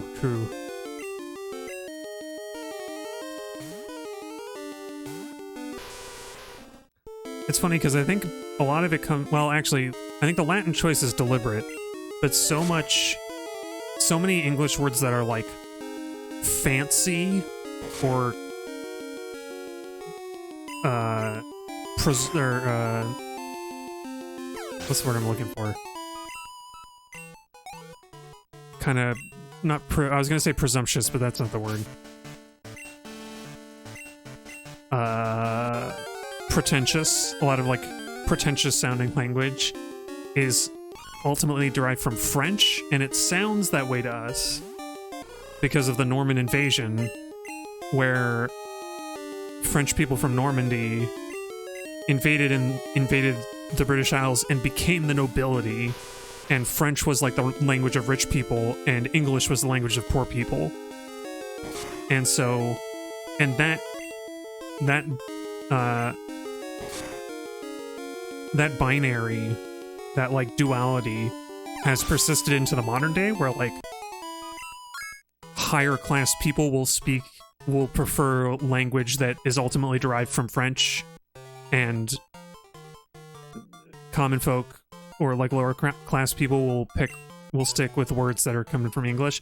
And like the more common English words are kind of thought of as being more like stupid, like ill-informed people or whatever. Okay, anyway, Tall Notch. Tall Notch is a noctowl. Tall Notch is a noctowl. Yeah, me if structuring sentences correctly was illegal. Okay, Tall Notch. Sorry to interrupt, but Tall Notch has got his groove.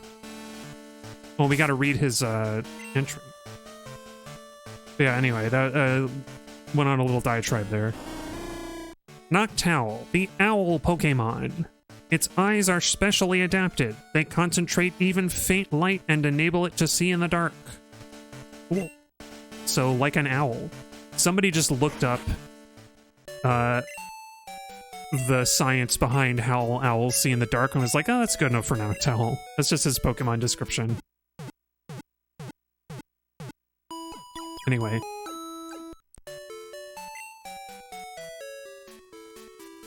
It's like, I want to say it's like the difference between the words smart and intelligent is like the difference between, you know, French and like non-French root words, maybe? I might be wrong, I don't know. No, you're not interrupting. That's the whole point of having a stream with people on it is talking and conversation and interrupting. Okay. Whoops. Move Pokemon without mail. That's not what I wanted. Okay. So what we're gonna do now... I think we're gonna take the two... We're gonna go to the Elite Four, but I think we're just gonna take the two, We're gonna take Baldwin and Hampton with us. Baldwin Jr. and Hampton. And we're gonna get... we're gonna get Gengar. And we're gonna get Carrie. Because they're gonna get us through the entire Elite Four. I don't have a full team. Oh, yes, I do. Never mind. I have a full team. And Baldwin is going to get the XP share first. And hopefully just one lap of the Elite Four will be enough to level everybody up. And that'll like round out the stream quite nicely. It should go a little faster with battle turned off. Oh, but yeah. I don't know. Every so often I think about that like the variety of the English language and how it is kind of defined by like class strife, basically.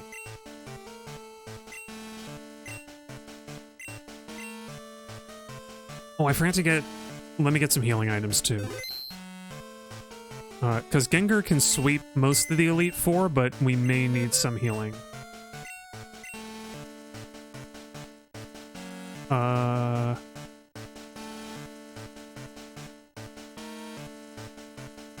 know what? I should sell these X items. Because I'm never going to use those. And yeah, we'll take max revives and stuff.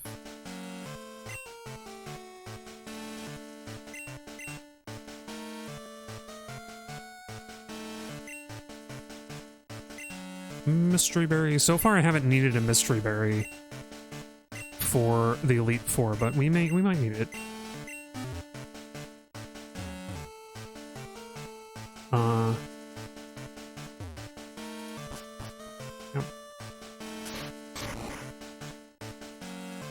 It's like, in a weird way, it reminds me of the whole thing about, like, I don't know where this came from, but this idea that, like, politicians speak at, like, a 4th grade reading level or something like that to reach more people.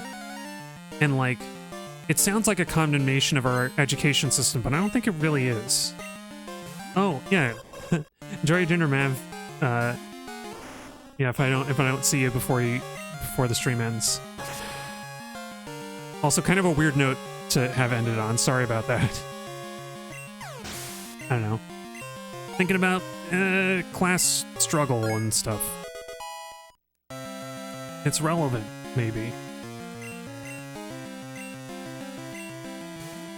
Here, look at Gengar. He can punch his way through everything. Gengar. Hey, it's me, it's Gengar.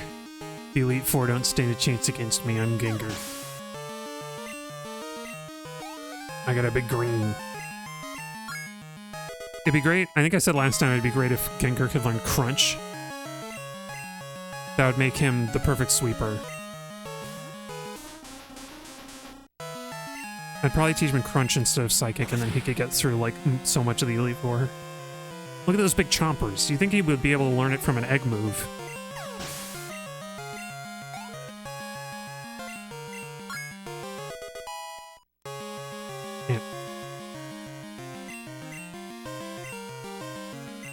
Hampton's just going ham in the back. Hampton's like cheering us on, cheering on Gengar, like, way to go. Gengar, he's our man. He can't do it, no Pokemon can. No, it'd be he's our Mon for Pokemon, right? He's our Mon. He can't do it, no one can. Go, Gengar! I guess both Hampton and Baldwin Jr. are getting boosted experience because they're both traded, aren't they? Use the Roof Tackle.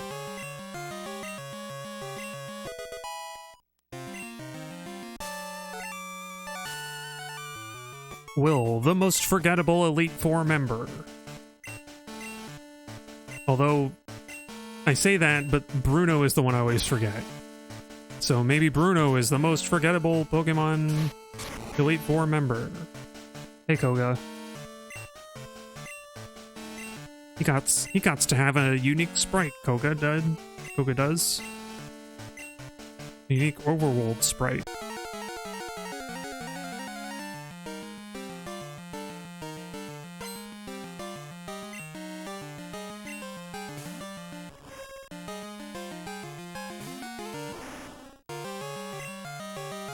We do fire.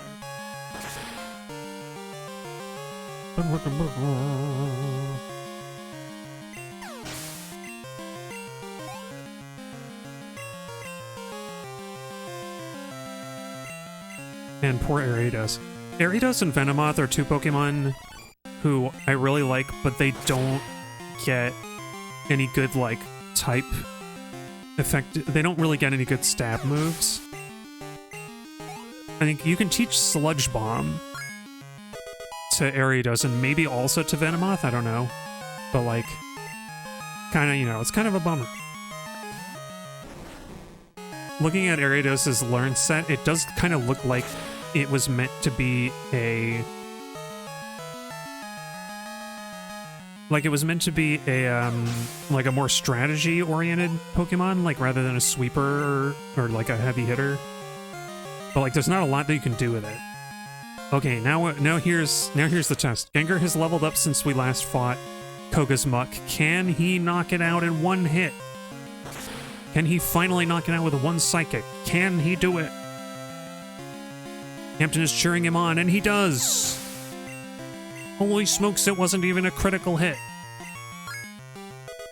Hampton gets a lot of special defense from that one.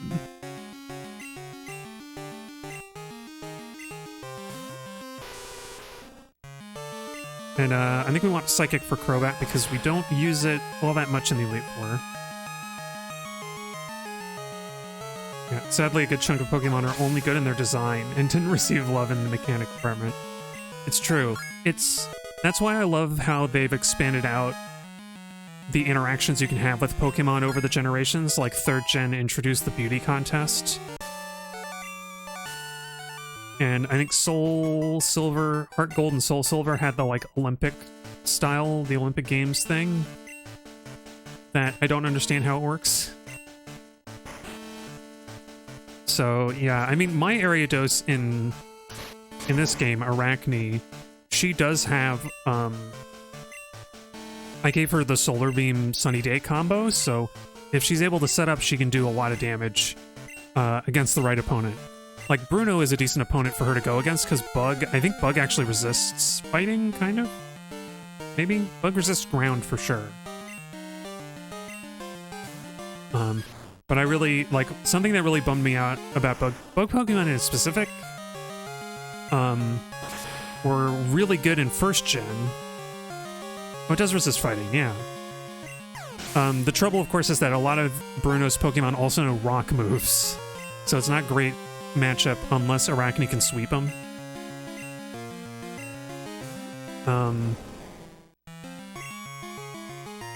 But what was I going to say? I'm still really bummed. I'm still kind of bummed that Bug type was only super effective against Poison in 1st Gen, and they removed it ever since. Because Bug types used to be a little more useful in 1st Gen. Like, a Beedrill could go around doing a lot of damage with that Twin Needle, like knocking out Poison types all over. Like, Koga's Gym was kind of a joke if you had a good Beedrill. But now, Beedrill then can't do dang nothing. That's not entirely true. I think Beedrill is still probably okay. Maybe they added some good bug moves that I don't know about.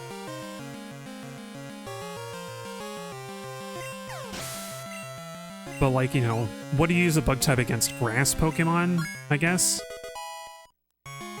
Most of the bug Pokemon are also, like, weak to Psychic in some way, so, like, you can't really fight, like...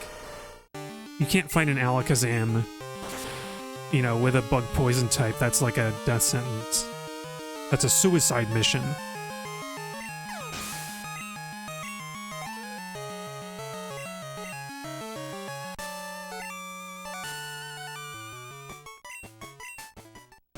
I don't know, there are probably some bug Pokemon that will have, like, a better type balance since 2nd Gen that I just, like, I'm so unfamiliar with how the landscape has changed that I don't even know what I'd pick. Also, this is where we want to switch things up because Gengar does not have a good answer to Karen's Umbreon. So we're going to lead with Rosencrantz because he has Swift. And Karen's Umbreon loves to use Sand Attack.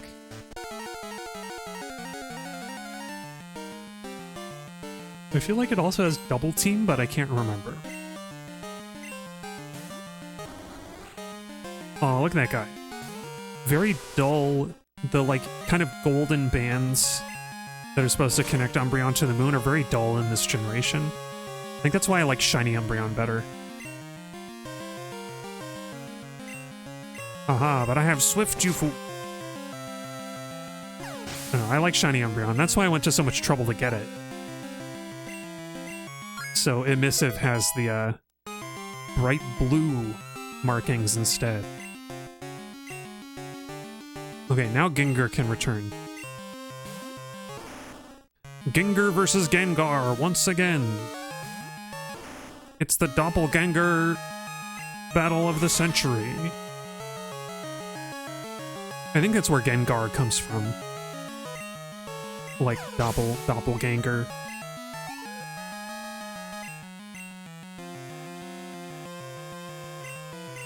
Okay, and you can fight a Murkrow too. It shows how few dark types they had that Karen has one Pokemon that's not even dark. She had to have a Gengar. And just to like fill in the slots.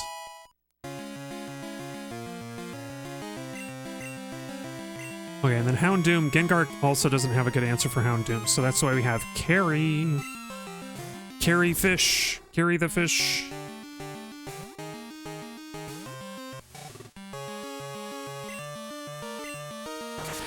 Houndoom doesn't stand a chance. Or reminds you of Flint and Diamond and Pearl. What Pokemon was Flint supposed to have? Is that one of the gym? Is that like a rock gym leader?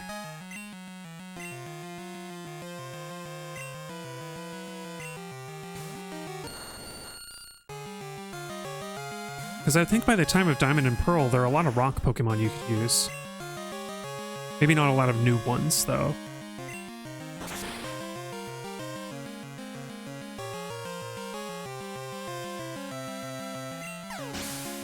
Yeah.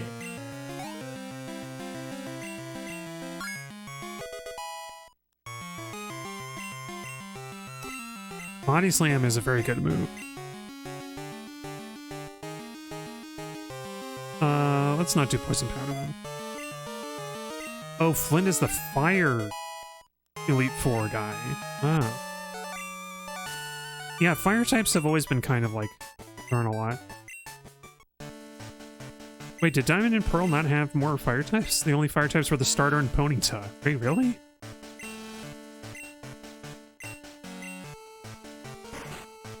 That can't. They gotta have. Is it because they added more in the other, like... Did they add more in, like, the other companion in Platinum or whatever? That's crazy. I didn't know that. They didn't have any other fire types? That's truly outrageous. Truly outrageous.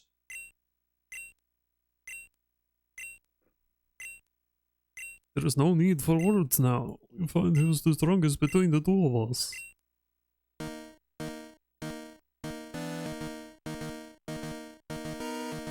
Haha! Oh, my children of the night, Gyarados! Later in Platinum, they added Magmar and Magmortar, Houndoom, and a bunch more, but at least Flint had a full fire type team. Wow. That's nutso. That's silly. Because Diamond and Pearl was 4th gen, right? Like that was the first time that they split attacks into physical and special. and like kind of the modern meta originates with those games, right? And they didn't have like, they had like an incomplete roster. Here I always got the impression that they had like the full roster of Pokemon, but I guess not. Not until Platinum. Oh, we're not switching Pokemon. What am I doing?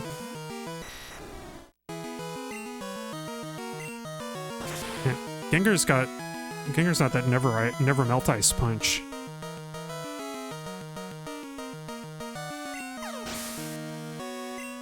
Oh, they wanted to stick with only 150 regional Pokemon. I mean, I think that would have been a good idea if maybe they balanced them out better. I think that would have been a good idea with each generation is to like limit how many you had because when they haven't done that, they set up that expectation that you would get all of the Pokemon every game. And now they have too many to put in one game. Ever since switching to 3D. Oh yeah, Hampton is over-leveling right now. I don't think we need him to be over level 32.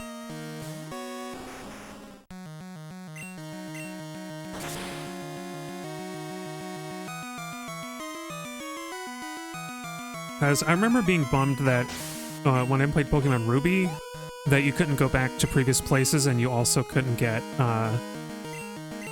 additional Pokemon. You couldn't get like all the Pokemon that I wanted. But it would have made sense to like limit stuff going forward in the same way that some other games with large rosters did, like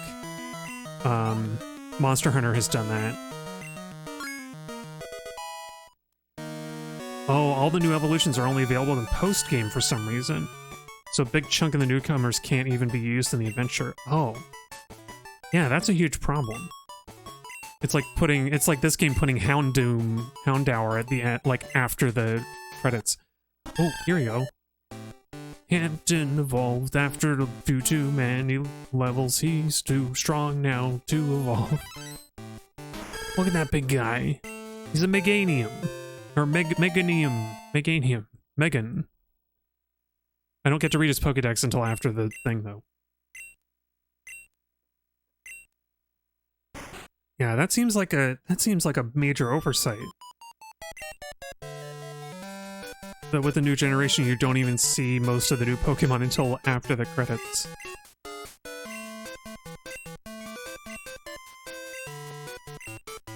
Like, I can respect in this game that, like, Larvitar doesn't show up until after you can get to Mount Silver, something like that. Like, that's a really... that makes it kind of mythical. And a few other Pokemon like it. Like, Sneasel, I think they made a good choice in Crystal by moving Sneasel to the Ice Path. And I think they moved a few other Pokemon around. But yeah.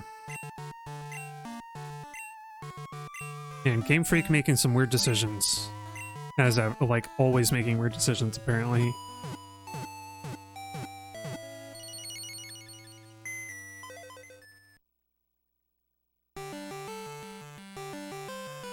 Hey, there he is, Gengar. Gengar the Gengar.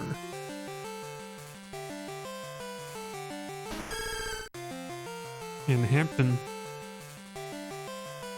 He didn't really do anything. Baldwin Jr., he was here. He turned up at the Hall of Fame. Conifer also didn't get a chance to do anything. He's powerful enough he could have done something, but he didn't get a chance. Crobat knocked out an Umbreon. Carrie helped too.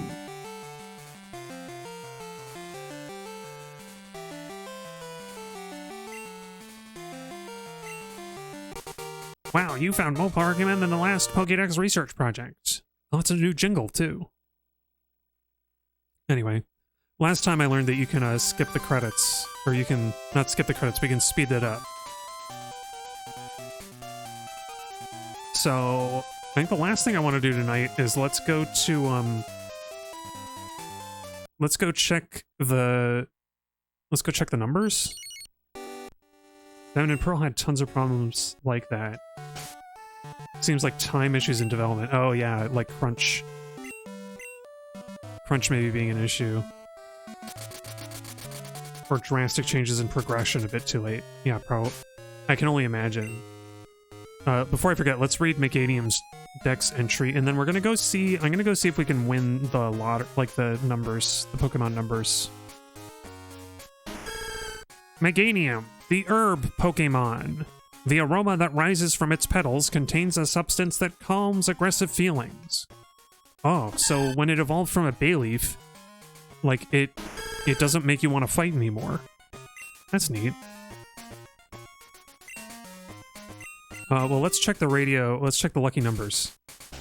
Yeehaw! How y'all doing now? Whether you're up or way down low, don't you miss the lucky number show. This week's lucky number is 47999. Wait, that was... Oh, it's the same... Okay. I already checked the lucky number for this week, and it's, I don't have any match. I don't have any matches.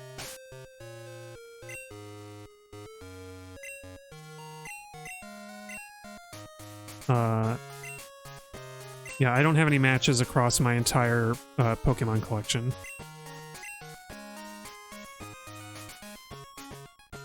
Oh, you know what we can do, though? Let's go see... Yeah, the Lucky Channel theme is very good. Well, it's also the, it's the Rocket Game Corner... Not Rocket Game Corner. It's the Game Corner theme as well. Because it's not Team Rocket does not own it anymore. Yeah, you know, I haven't heard the I don't think I've heard it, or I don't remember it in the remake. I have Heart Gold and Soul Silver Virtual, so I should listen. Have I played any games past 3rd gen? No, not really. I have a copy of Legends Arceus that I haven't played, and I've played Pokemon Let's Go Eevee, which I would say doesn't count. So 3rd gen is like the last time that I played, really. I think Fire Red is the last game, and then I just didn't have a DS. Like, I know some people are kind of, like, I could be kind of, high and mighty about it, but really the only reason is that I just didn't have a console to play it on.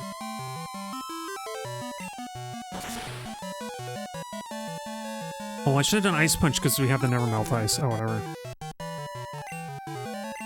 I swear, Cal, we fought the same trainer every time, like the last 3 times that we come here, including this one. Is the trainer house totally random, or does it depend on, like, the day, the time of day, or the week? Maybe it's a week thing.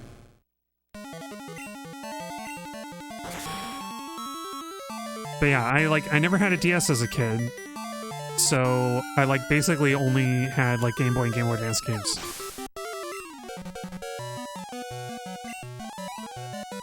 Legend Arceus, without having played Platinum before, is not required, but it makes a lot of references. Oh, yeah. I mean, that's one reason I held off on it, is I felt like maybe I should play some of the other generations. Maybe I should play some of the other games to, like, recognize not only like references, but also to, like, know, like, recognize some of the Pokemon.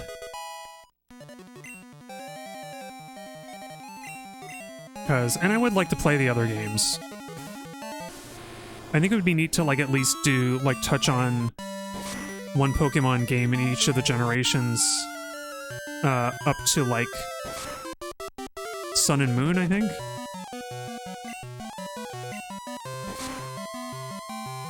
DS era games are your favorite? Oh.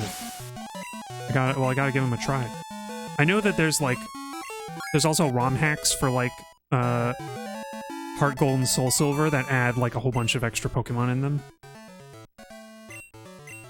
That might be neat, but I think I'm more interested in seeing, like, actually how they play out. I guess, like, what is there? We got Diamond and Pearl, White and Black, 1 and 2. Okay, well, I'm gonna level Baldwin off stream, I think.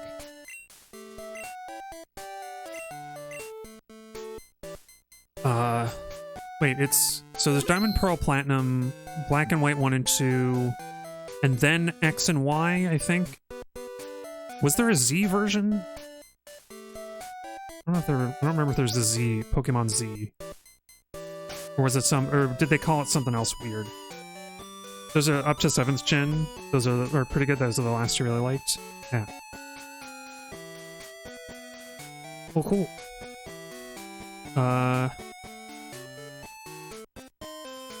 Yeah, well, that's all for tonight. Oh, X and Y were it? Yeah. Yeah, well, that's all, sorry, that's all for tonight. It's time for me to end the stream, so thank you all for joining me.